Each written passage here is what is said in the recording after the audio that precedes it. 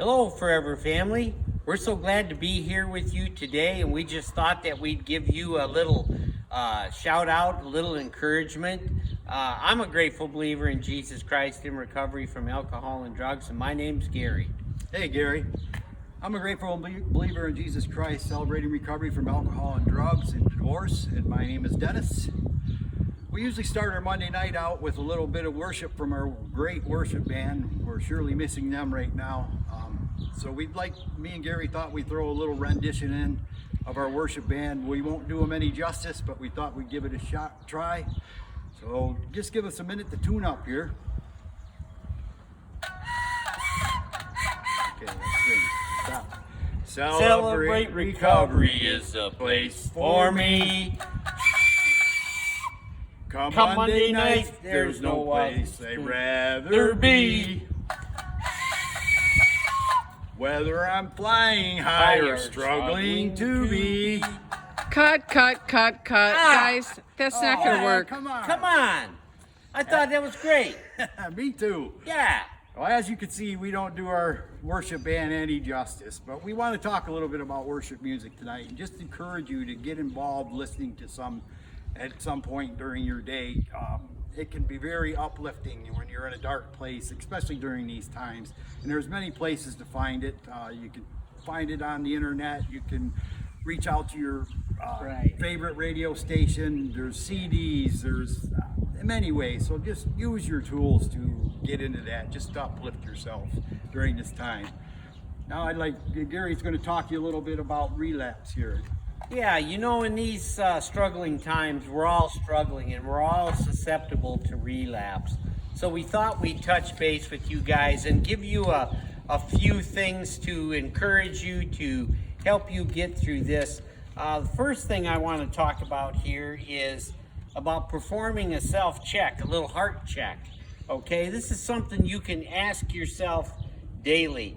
You can ask yourself, am I hurting? Am I exhausted? Am I angry? Am I resentful? Am I tense? And if you can answer yes to any of those, then use your CR tools to get back on track. Contact a sponsor, accountability partner, and just seek help if you need it. It's okay. Dennis, what do you got? I got another little test here for you. It's called the HALT test, which goes right along with what Gary's saying. If you're feeling any of these, I encourage you to get in contact with your sponsor accountability partner as well, as which you should already be doing whether you're feeling these or not. But the HALT test is if you're feeling hungry, angry, lonely, which many people I'm sure are right now, or tired. And tired could be a big one too during this epidemic. It hits us all. So we really want you to be honest with yourselves when you're doing these evaluations, because if you're not, they're pretty much worthless. And you've got to be willing to reach out if you're feeling any of these. Right. So important. So important. Yes. We also have there's 4 steps through relapse, 4 occurrences that you might go through that we want to talk about too.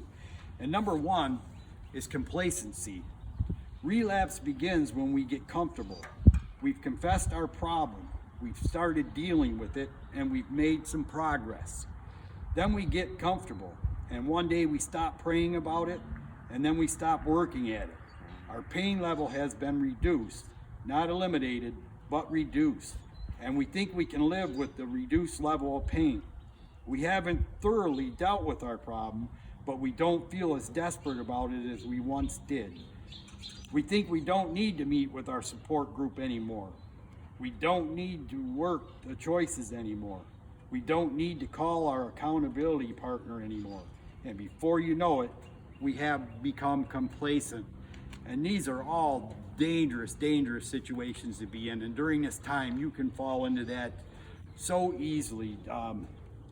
Just thinking that you've worked your way through this enough that you're going to be okay, and that's just dangerous right there. So again, right in this little paragraph here, it encourages you to get involved with your sponsor and accountability partner.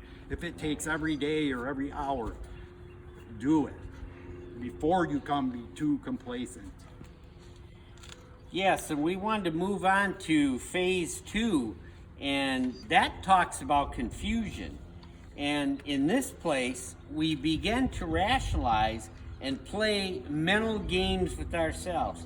We say things like, maybe my problem really isn't all that bad. Maybe I can handle it by myself. We forget how bad it used to be. Reality becomes fuzzy and confused, and we think we can control our problems by ourselves. You know, it's funny how stinking thinking can lead us down that path where we don't want to be. But that's, to me, that's where Satan gets us. He gets us to question what we already know is true. And when we can start to question what we know is true, that's when that confusion sets in. And before you know it, we're going back to the old habits that we used to do in the past. Good stuff, Gary. As we move on to phase 3, this is one is compromise. When we get to this phase, we go back to the place of temptation. We return to the risky situation that got us here in the first place, whether it's the bar, the mall, 31 flavors, or the XXX internet site. We go back to that unsafe place like the gambler who says, let's go to Las Vegas and just see the shows. But when we place ourselves in risky situations, we'll likely make more poor choices. It may begin with little things, but it won't be long before it all unravels and all the grounds that been gained is lost.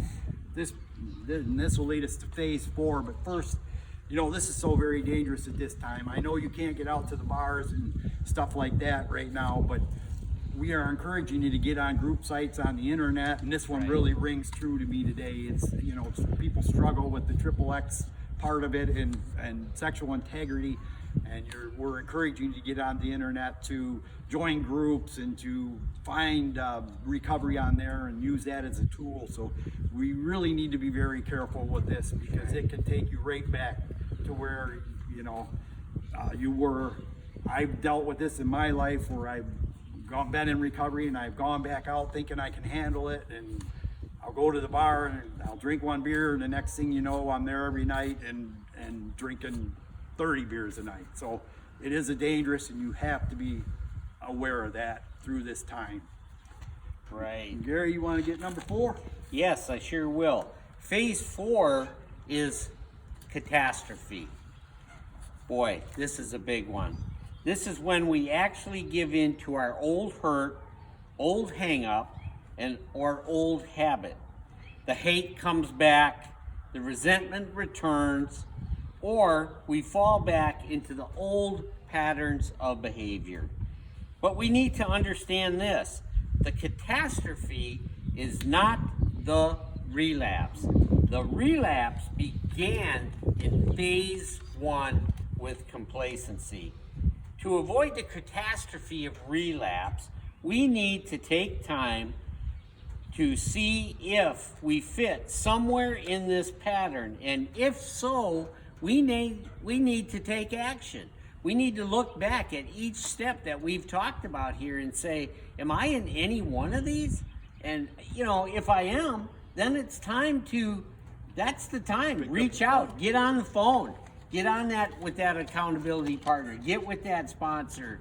And because, you know, it is so easy to slip back into the old patterns before you know it, right? It's so true. Yeah. Especially in times like this when we're isolated. We all know how dangerous that is. And, you know, if you're not reaching out to somebody on a daily basis, you are set up for all these right here.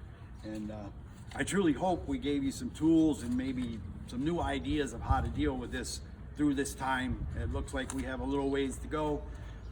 Gary and I and Lisa are all praying for you. The whole CR is. Continue getting to your Zoom meetings. We will try to keep putting these encouraging videos out for you as much as possible because we truly do care about your recovery. And we love you guys, and we truly miss you. And you got anything to add, Gary? Well, like I always say, we stand a better chance if we stick together. So hang in there, guys. God's got it. and we know He promised us to never leave us or forsake us. So thank you for letting us share. Amen to that, Gary.